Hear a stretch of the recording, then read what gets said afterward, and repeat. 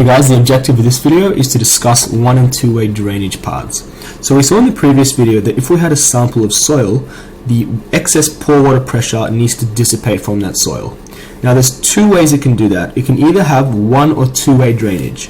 So if we were to discuss one-way drainage first, say we had a impermeable layer, so let's make this an impermeable rock, and then we had a clay, this is a clay layer, and this is just open to the air, right? So the water, the excess pore water pressure cannot escape through the rock because that's impermeable. It can only go up through the clay, through the surface where the air is. So this is an impermeable boundary, impermeable, and this is permeable. So we say that in this situation there's one-way drainage, as in there's only one way the excess pore water pressures can escape. So one-way drainage.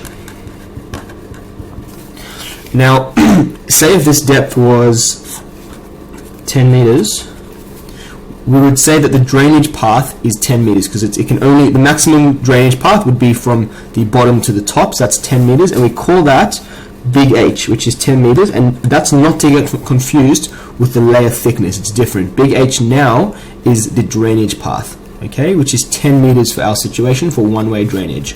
Another situation could be is we have, say, the air, just like before, but we could say have a sand layer now, and sand's very permeable. So we could have air, clay, sand, which means that our excess pore water pressures can leave our clay both through the top and the bottom. So we have two permeable layers. So this is permeable and this is permeable.